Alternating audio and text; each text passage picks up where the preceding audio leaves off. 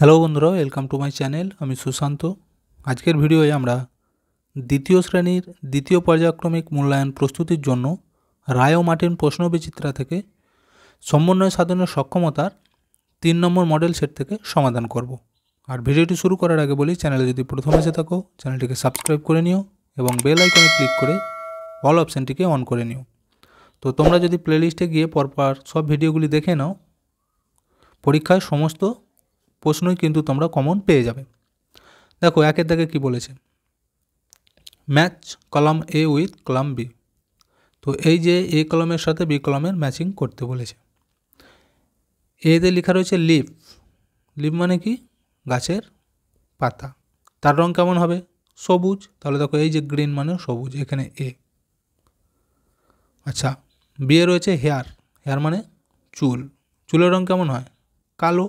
এই দেখো ব্ল্যাক মানে কালো, তাহলে এখানে বি। আচ্ছা, সি এ দেখো স্কাই, আকাশ। আকাশের রং কেমন হয়? নীল, এই যে ব্লু, এখানে সি। আচ্ছা, লাস্টেরটা দেখো টমেটো। টমেটোর রং কেমন? লাল রঙের, এই যে রেড, তাহলে এখানে হয়ে যাচ্ছে ডি। বুঝে গেল? এরপর দেখো 2 দাগের বলেছে যুক্ত বর্ণ দিয়ে সঠিক শব্দ গঠন করো। কয়েকটা, এই যে তালবস্বয় রফলা আকার আছে, তো তালবস্বয় রফলা দিয়ে একটা শব্দ গঠন করতে বলেছে। তোমরা লিখতে পারো শ্রাবণ, শ্রাবণ। আচ্ছা, এই যে উয়ায় গয়ে আছে জঙ্গল লিখতে পারো। হলো? আচ্ছা, এরপর 3 দাগের বলেছে শব্দ ঝুড়ি থেকে একই অর্থবিশিষ্ট শব্দ শূন্যস্থানে বসাও। এই যে এইখানেতে শব্দ ঝুড়িতে কিছু শব্দ রয়েছে, আর এইখানে শব্দগুলো একই অর্থ বোঝাবে, মিলিয়ে লিখতে হবে। দেখো তাহলে কি হবে? ছেলে, ছেলেকে আমরা কি বলে থাকি? এখান থেকে দেখো বেশে পুত্র, পুত্র। আচ্ছা, ফুল, ফুলকে কি বলা হয়? পুষ্প, পুষ্প। আচ্ছা, তারপরে দেখো মাথা, মাথাকে কি বলা হয়? এই যে মস্তক, ম দন্ত সয়তয়ে ক। আচ্ছা, শেষেরটা দেখো রাত, রাতকে বলা হয় রাত্রি। হয়ে গেল? আচ্ছা, 4 দাগেরগুলি দেখো এবার কি বলেছে, পাখিগুলির নাম ইংরেজিতে লেখো। দেখো দুটো পাখি দেওয়া রয়েছে, কি কি ছবিটা দেখি নিশ্চয়ই চিনতে পারছো। এটা কি পাখি? ময়ূর, তাই তো? ময়ূরকে ইংরেজিতে কি বলা হয়? পিকক। তাহলে পিকক বানানটা এখানে লিখতে হবে, P E A C O C K, peacock. আচ্ছা, এরপরটা দেখো আছে টিয়া পাখি, তাই তো?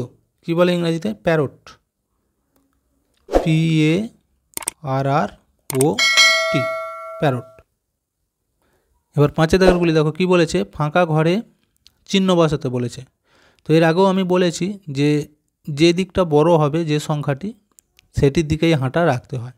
তো কিভাবে করব দেখো, প্রথমে আমাদের এই যে যোগ চিহ্ন দেওয়া রয়েছে, যোগ দিয়ে আগে যোগগুলো করতে হবে। দেখো এখানে আছে 2 আর 1, যোগগুলো কত হবে? 3। তাহলে এই দিকটা হচ্ছে 3, এদিকে কত হচ্ছে? 5 আর 2 7। তাহলে 7 আর 3 কোনটা বড়? 7টা। তাহলে এই দিকে হাঁটা হয়ে যাবে।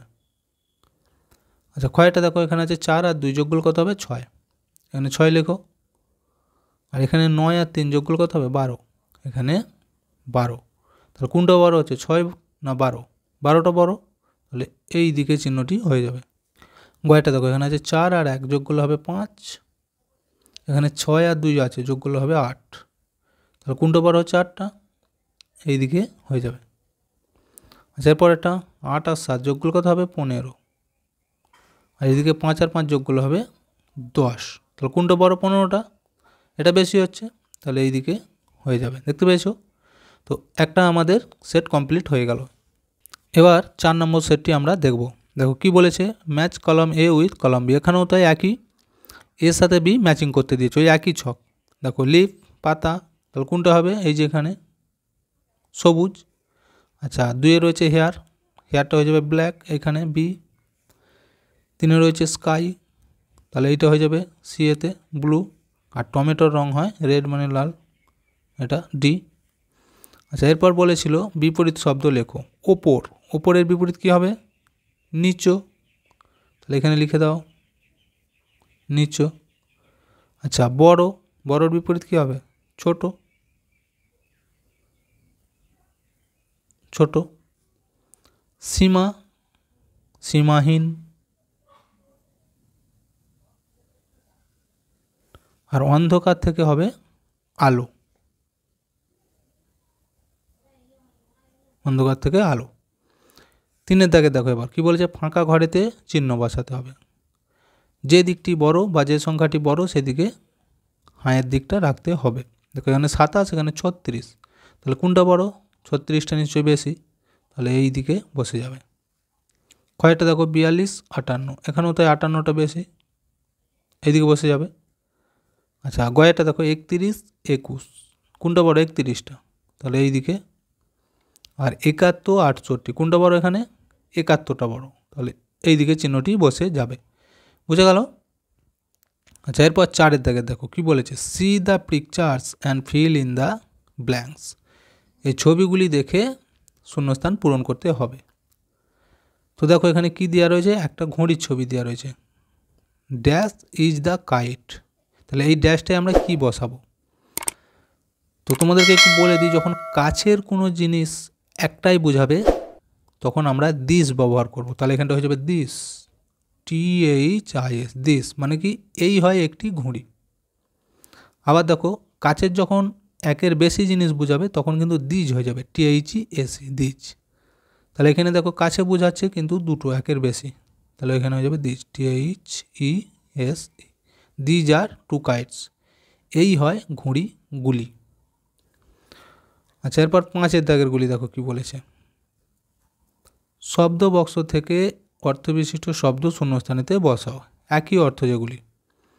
এই যে ছেলে, এখান থেকে দেখো ছেলেকে কি বলা হয়? আর পুত্র, তাহলে এখানে হয়ে যাবে পুত্র। ক্ষয়ে রয়েছে ফুল, এখানে কোনটা হবে? পুষ্প, পুষ্প। মাথা, এখানে হয়ে যাবে মস্তক।